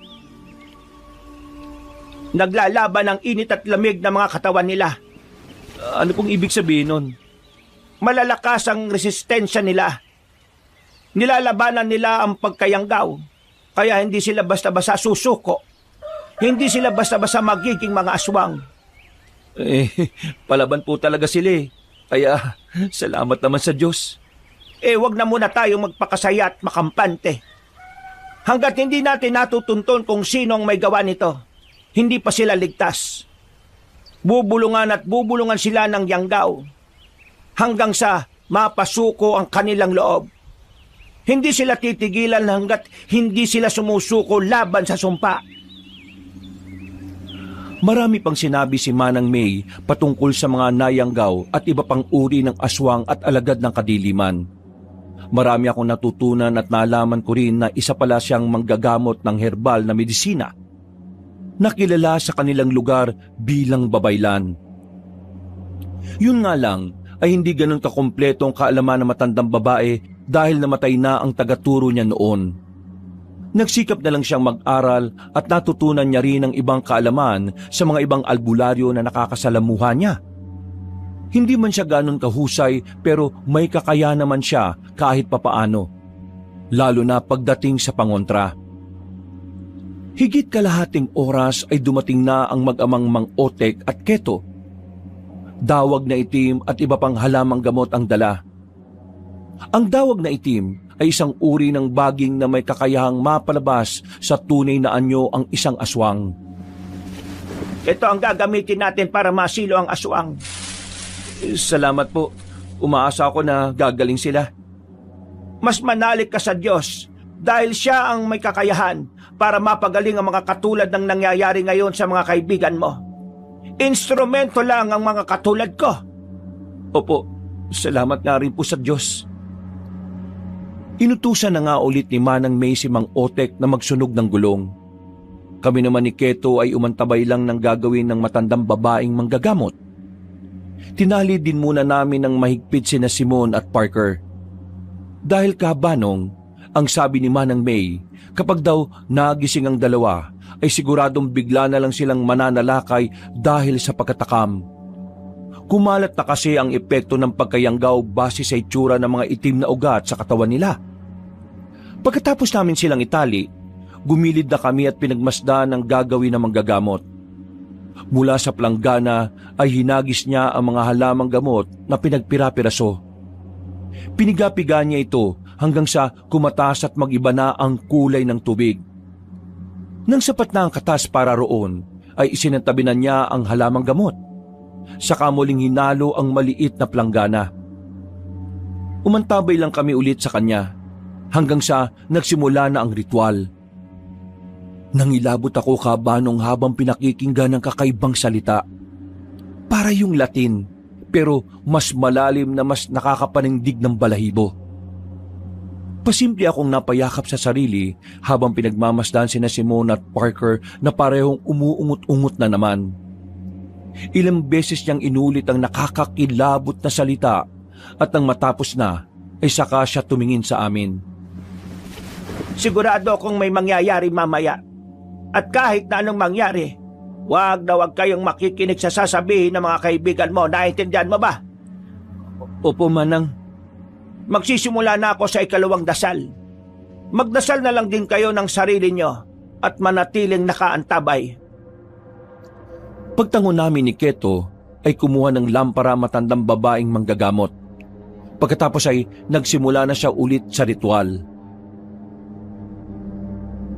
Uyog sang gabi, ibulgar ang nagtagot. Sang dugo nga nagtubo, ipakita ang nagluwal. Pagkatapos ay Sinindihan niya ang nasabing lampara at pinatong sa ibabaw ng maliit na planggana. Gulat na gulat ako, Kabanong, dahil habang kumikislap ang apoy ay unti-unting lumabo ang tubig hanggang sa mangitim ito. Napatingin kami roon ni Keto at ganun na lang ang gulat namin dahil may imahe kaming nakita. Parang mukha ng babae. Morena, mahaba ang buhok. Maganda pero may mga matang mapupula. Pamilyar sa akin ang babae kaya napabaling ang atensyon ko kay Manang May. Kilala ko po yung babaeng yan, Manang, ah. Siya yung naroon sa kasiyanong first night namin dito. Si Lerma. Opo, siya nga po. Yung sinabi niyong babae na mabait at tahimik. Hindi rin ako makapaniwala na siya ang nangyanggaw sa mga kasama mo. Ang totoo niyan, hindi ko rin inakala na siya ang busaw. Hindi sumagi sa isipan ko ang bagay na ito. Siguradong magugulat ang mga taga-baryo kapag nalaman nila ito. Pero bakit niya po tinatarget ang mga kaibigan ko? Katulad nga ng sinabi ko, kayo ang mga dayuhan. Kayo ang may mga bagong dugo sa pang-amoy niya. At yan ang gusto ng mga busaw. Isang bagong dugo para mapanatili rin sila sa mga bata nilang anyo. Naputol na kami sa pag-uusap dahil biglang napamulagat sina Simon at Parker. Natakot ako dahil matindi na ang pamumula ng mga mata nila na para silang may mga sore eyes. Tumitig sila sa amin na parang gulat na gulat. Lalo na nang maabutan ng mga sarili nila na nakatali ng mahigpit. Ano ibig sabihin nito, Peter, ha? Bakit kami nakatali dito sa kama? Pakulan mo kami! Ano ba nangyayari, ha? Parang pato. Hindi magandang biro to, ha? Pakawalan mo kami. Pasensya na po, sir. Ano ba ang ginagawa mo? Bilisan mo na, kalaga mo na kami. Kahit ako na lang. Huwag mo na ako idamay sa pagpaprank-prank na ito. Hindi kita pwedeng pakawalan, sir, eh. Anong hindi pinagsasabi mo? Bibilang ako ng 3, ha? Kung hindi, yari ka sa akin. Hindi talaga pwede, sir, eh. Peter, pakawalan niyo ako rito. Nagugutom ako eh. Nauuho ako. Bilisan mo na. Hindi ako nakaimik dahil sa nakakatakot na sigaw na yon. Nang mapabaling kami kay Parker ay tila napupuno na ng itim na ugat ang kanyang muka. Naglalaway na rin siya habang pilit na kumakawala sa matinding pagkakatali. Ganun na rin ang ginawa ni Simon. Pareho silang nagsisisigaw at nakikiusap sa akin, Kabanong, para pakawalan ko sila. Sa kabilang banda ay naawa ko sa kalagayan nila pero natatakot din ako ng husto. Pinigilan naman ako ni Keto at tinuwakat sa magkabilang balikat. Huwag kang lalapit sa kanila, kundi sasakmalin kanila at sigurado akong mamamatay ka. Gumilid lang kayo at magdasal. Ako na munang bahala sa kanila. May kinuha si Manang May na may kalakihang garapon. Ang laman nito ay pinaghalong abo at buhanging itim. Dumukot siya ng kaunti at hinagisan sina Simon at Parker. Nagsisisigaw ang mga yon habang nagwawala ng gusto. Kung ano-ano rin ang murang lumalabas sa mga bibig nila. Galit na galit sila at kung ano-ano na ang mga sinasabi. Walang iya ka, matanda ka.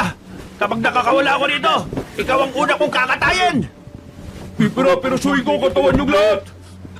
Kakainin ko ang mga laman loob niyo at wala akong ititira kahit na buto. Manahimik kayo.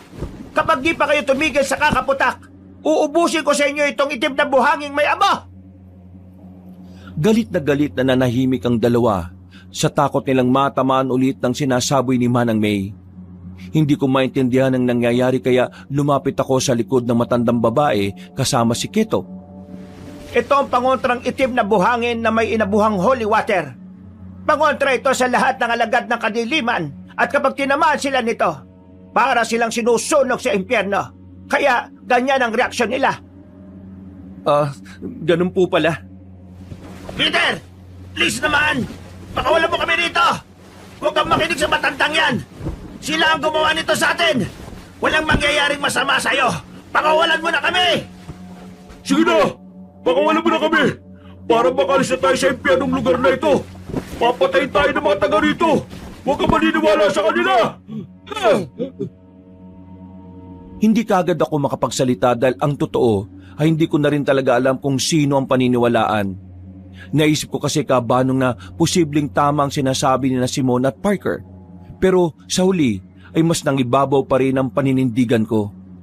Gusto ko talagang mailigtas sa mga kasama ko at makauwi kami pare-pareho ng ligtas.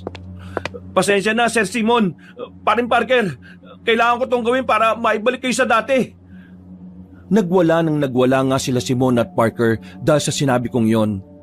Galit na galit sila at kung ano-anong mura na naman ang kanilang pinagsasasabi. Dahil dito ay inakay na ako ni Keto palabas ng silid. At pagkatapos ay muli silang sinabuyan ni Manang May ng itim na buhanging may abo. Sa unang pagkakataon, dito lang ako nakarinig kabanong ng tinig na nagsusumigaw ng mga demonyo. Parang napoposes sila Simone at Parker.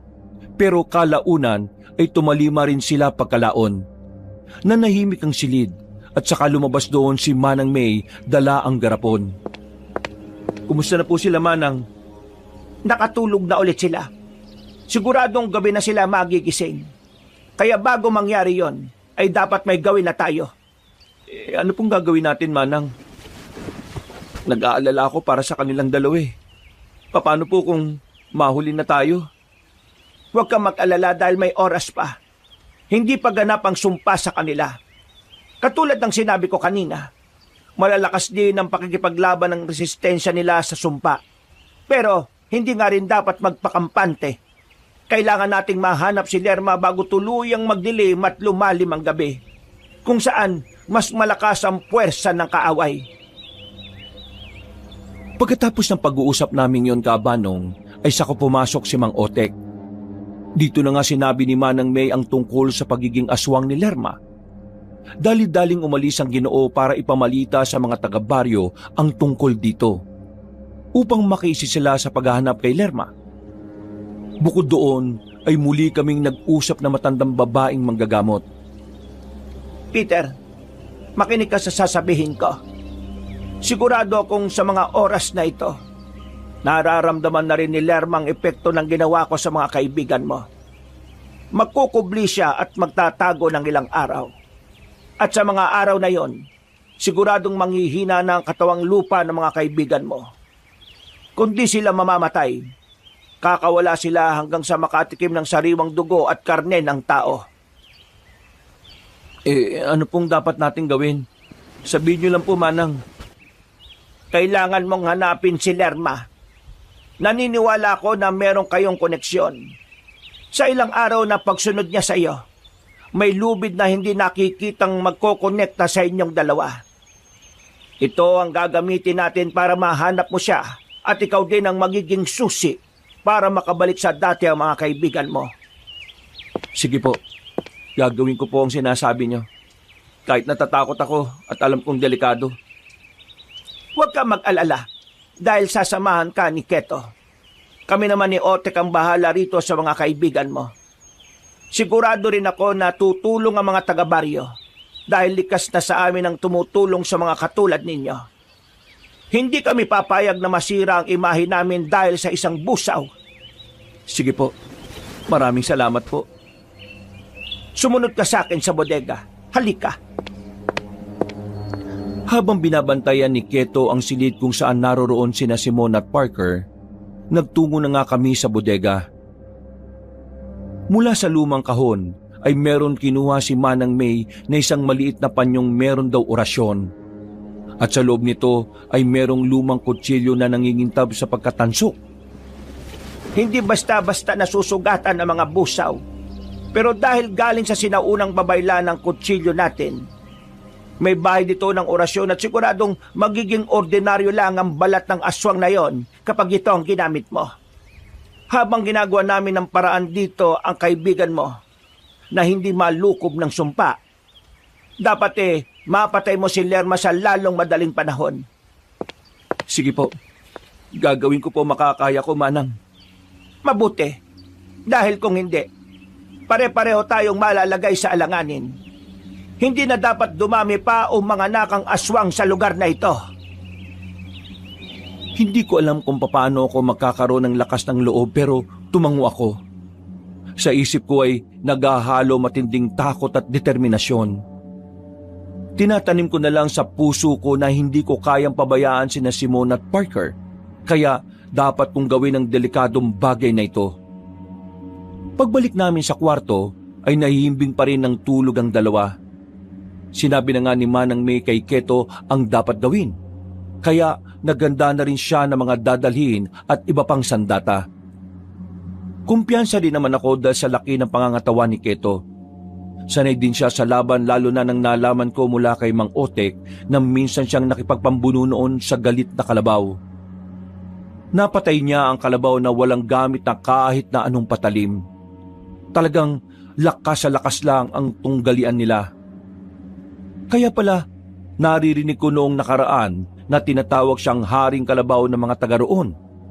Dahil nga sa napatay niya ang kalabaw. Pagkatapos naming mananghalian, ay naganda na kami ni Keto. Paalis pa lang kami nang may dumating na 3 pang kalalakihan. Sila ang magpipinsan na sina Dawo, Oreg at Gano. Nakita ko na sila noong gabi sa kasiyahan at nakasayawan din, kaya hindi na ako nailang sa kanila. Natuwa pa nga ako dahil ginusto nilang tumulong. Mabait daw kasi sa kanila sina Simone at Parker. Peter, huwag mong iwawaglit sa kamay mo ang pandakaki. Malaking tulong yan sa pakikipagsagupan nyo. Huwag ka na rin masyadong mangamba dahil bukod kay Keto, kasama nyo na rin ang magpipinsang sina Dawo, Oreg at Gano. Magtatagumpay kayo.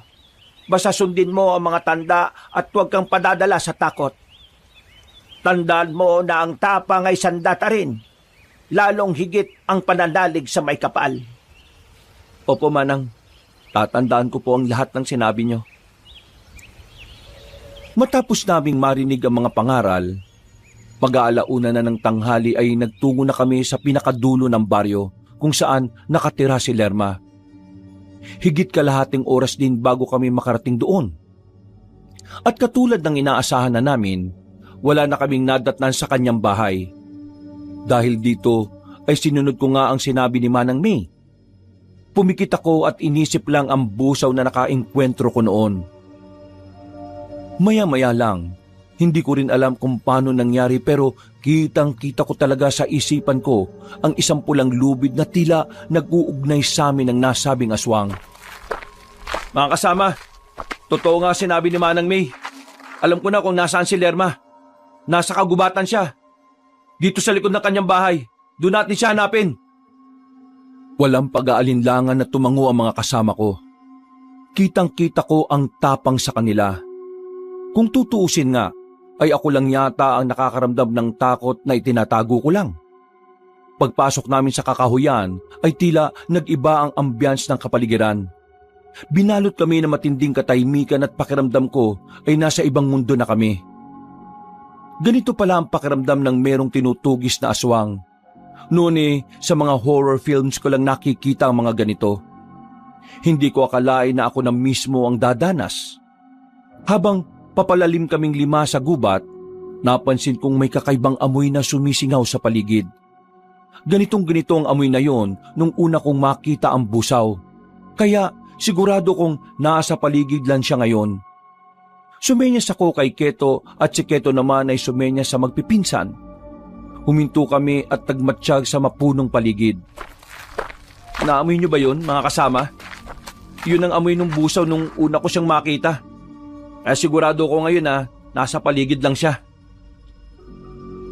Hindi pa man ako natatapos sa pagsasalita ay nakarinig na nga kami ng kaluskos mula sa hindi kalayuan.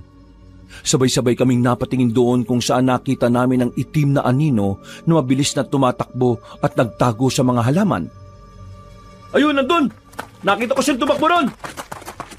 Nagulat ako na magkakasunod na tumakbo ng mabilisin na Dawo, Oreg at Gano papunta sa tinuro kong lugar. Nakarinig na rin kami ng pag-ungol ng kung anong nilalang pero nakatakas din yung kaagad. Nawala na rin kasi ang napakabahong amoy kaya pinatigil ko na sa paghahabol ang magpipinsan. Napalingon ako kay Keto na tumango lang sa akin. Pagkalaon ay may nakita kaming bato. Tumungtong ako roon at iginala ang paningin. Pagkatapos ay muli akong pumikit at inisip ang busaw hanggang sa makita ko na naman ang lubid na nagkokonekta sa aming dalawa. Lerma! Magpakita ka na sa amin!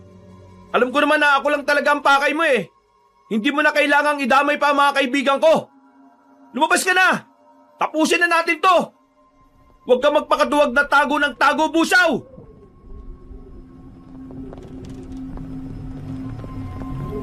Wala akong narinig na tugon, kundi ang malamig na samyo ng hangin na dumampi sa aming mga katawan. Dahil dito ay bumaba na ako sa batong yon at nagpatuloy sa paghahanap. At makalipas nga ang ilang minuto, sa pagitan ng mga puno ng nara ay may nakita kong tila nakasampay.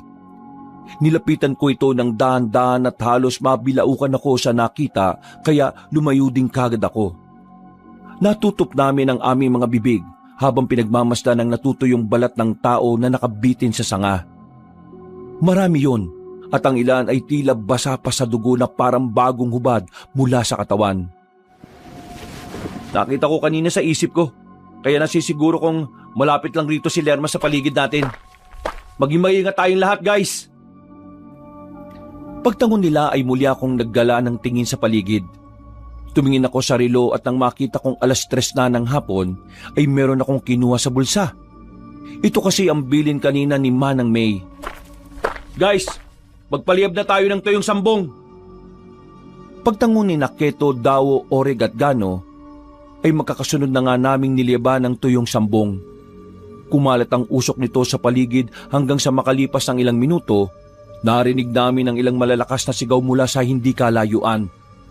Isang matinis na tinig na hindi galing sa tao. Napatingin kaming lahat sa kinaroroonan ng nakakakilabot na boses. At bago ko pa man maigalaw ang mga kamay at paa ko, ay may biglang humagibis mula sa lilim. Isang aninong napakabilis na parang ihip ng hangin na may kasamang amoy ng bulok na dugo. Tumalon ako paharap at tumama ang isang kamay ko sa puno.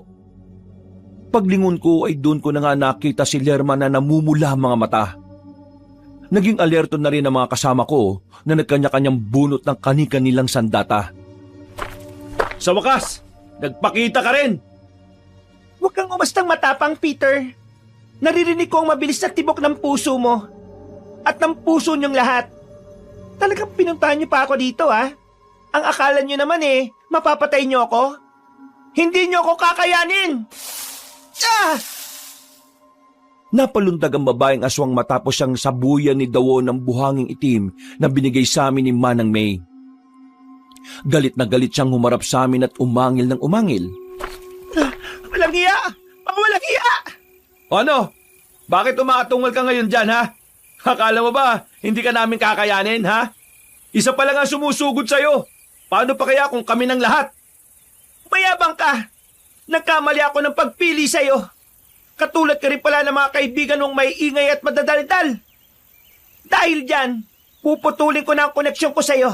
At katulad ng ginawa ko kay Simon at Parker, yayang gawin din kita.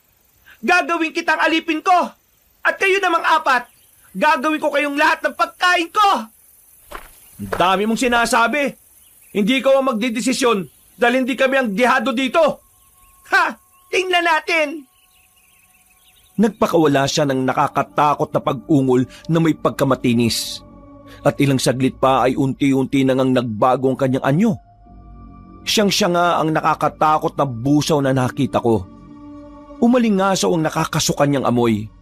Lumit siya at nangintab sa pagkaitim ang mga balat. Tumalim ang mga kuko at ngipin. Bumagsak ang mga mata at umusli ang dilang naglalaway. Magdasal-dasal na kayo dahil ang gubat lang ang nakakaalam kung paano ko kayo papatayin lahat. Ang dami mong ebas! Sugod na mga kasama! Magkakasunod na nga kaming umaksyon, habang ang aswang naman ay nagtaas na mga kamay at tumalon palapit sa amin.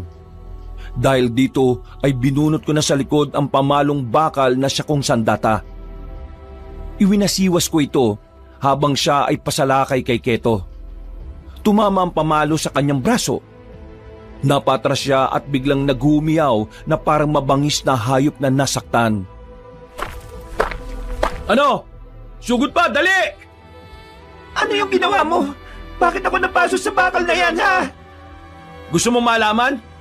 Tumingin ka sa likuran mo, tanga! Bago pa makalma ang aswang, ay sumalakay na ang magpipinsan. Naunang nagsaboy si Dawo ng itim na buhangin. Naiwasan yun ni Lerma pero ang dalawang sumunod na pag-atake ay hindi na niya natakasan. Nahiwa siya ng itak ni Orig sa kaliwang kamay habang si Gano naman ay nasapol siya sa kanang hita. Napasigaw na naman sa sakit ang aswang habang hinahawakan ng tama ng sugat. Tumagas doon ang itim na dugo, dahilan para umalingasa ulit ang mabahong amoy na parang nabubulok na ewan. Pero imbis na tumakbo, ay lalo siyang naging mabangis.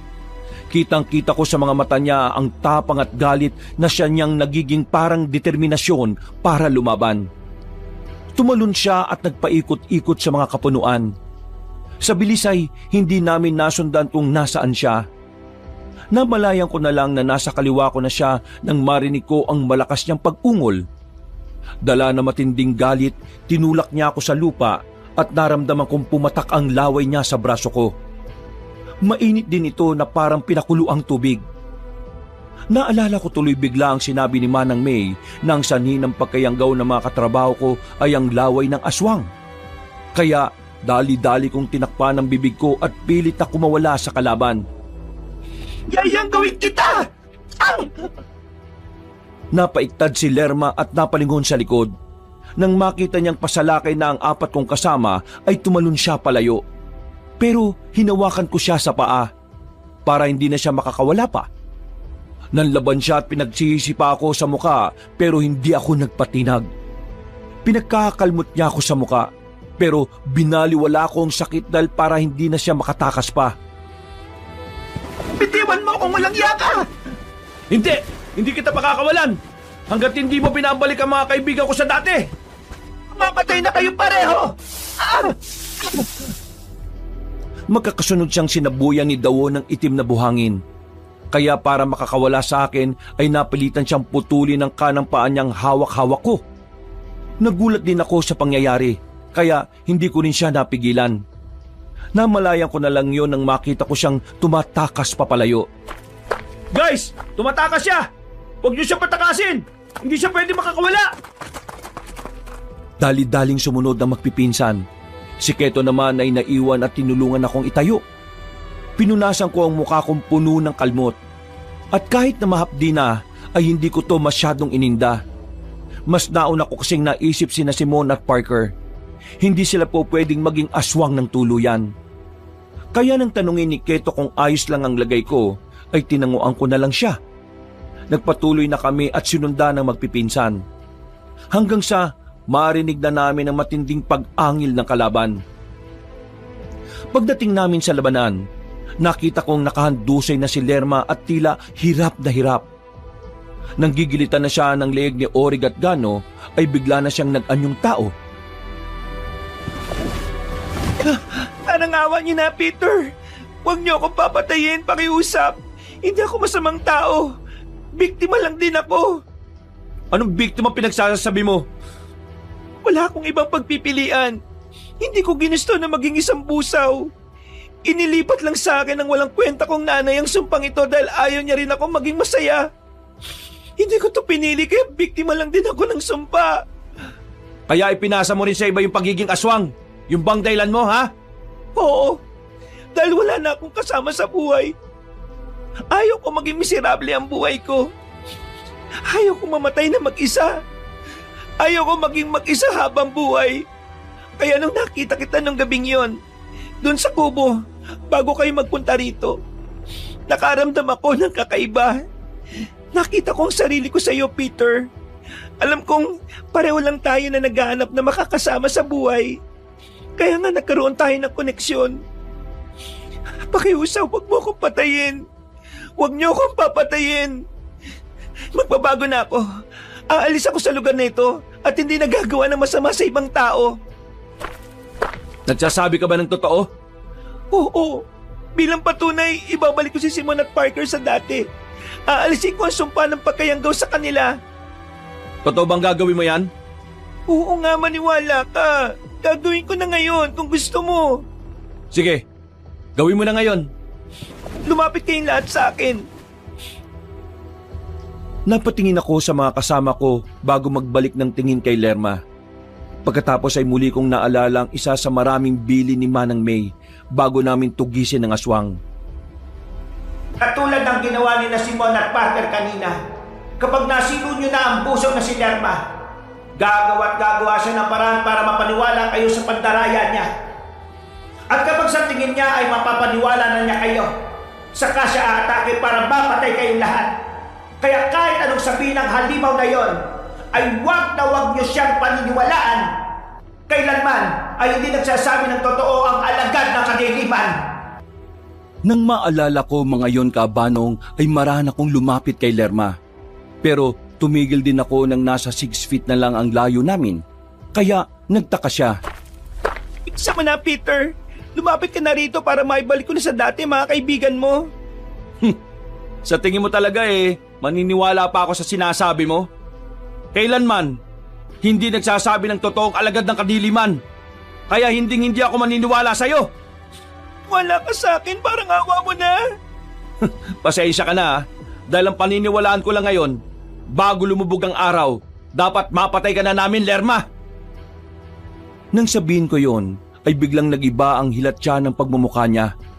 Muli siyang nag-anyong aswang at galit na galit siya sa amin. Sinubukan niyang umalma pero sinabuyan ulit siya ni dawon ng buhanging itim. Naguhumiyaw siya sa sakit at kitang-kita ko kung paano umusok at matuklap ang kanyang mga balat. Walang iya kayo! Walang iya kayo! Pasensya na, Lerma, pero kailangan mo nang mamatay para mabuhay ang mga kaibigan ko. Malapit ang lumubog ang araw, kaya hindi ako papayag na mabuhay ka pa. Hindi mo ko kayang patayin! Hindi mo kayang pumatay! Hindi talaga. Kaya ako nga sinama rito magpipinsang Dawo, Orig at Gano Sila ang mga taong kaya kang patayin dahil malaki ang atraso mo sa kanila. Palitang pinagmasdan ni Lerma ang magpipinsan hanggang sa mamukhaan niya ang mga ito. Kanina kasi habang papunta kami sa gubat, nakwento ng tatlo na ang busaw din ang dahilan kung bakit namatay ang mga mahal nila sa buhay. Natatandaan ko na kayo. Kayo yung anak ng mga taong yon na mas pinilang tapusin ang mga sarili nila kaysa maging mga alagad ko. Muling nagsaboy si Dawo ng buhanging itim. Sinundan naman ito ng pag-itak ni na Orig at Gano. Kami ni Keto ay pinagmasdan lang ang halimaw na pilit kumakawala sa magpipinsan. Nakakawala pa nga siya, pero nang subukan niya uling tumakas ay muli siyang natamaan ng buhanging itim. Umusok ang bahagi ng kanyang muka, pero pinipilit niya pa rin makalayo sa amin. Pagkakapit niya sa puno ay nabali ang sanga nito. Nahulog siya at tumama ang hita sa matulis na bagay. Tagus yun sa kanyang hita, kaya naghuhumiyaw siya ng husto na parang bata. Huwag kayo lalapit! Hindi niyo ako mapapatay! Hindi ako mamamatay dito! Babalik ako kayo kapag nakatakas ako! Napunit ang hita niyang matapos sipain ni Orig. Pero kahit putol na ang isang paa, ay sinikap niya pa rin tumakas. Yun nga lang ay hindi talaga siya tinigilan na magpipinsan. Ramdam na ramdam ko ang galit ng tatlo dahil sa nangyari sa mga mahal nila sa buhay. Sa kabilang banda, hindi ko rin alam kung bakit para akong nahahabag kay Lerma. Tama rin naman ang sinabi niya kanina na biktima lang din siya ng sumpa ng kanyang mga magulang.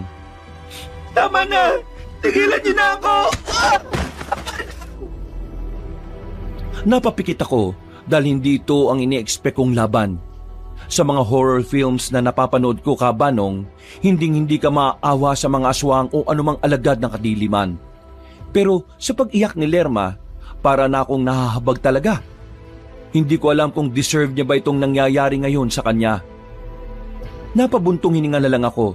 At nang mapansin ni Keto ay tinapik-tapik niya ako sa balikat. Sinabi niya na rin na hindi talaga dapat kaawaan ng isang aswang o kahit na anong alagad ng kadiliman. Yoko! Pero sa huli ay walang nagawa si Lerma dahil marami na rin ang dugong nasayang sa kanya. Tuluyan na siyang nanghina at bumalik sa pagiging anyong tao. Hinayaan na namin siyang gumapang hanggang sa sinundan na lang siya ni Gano.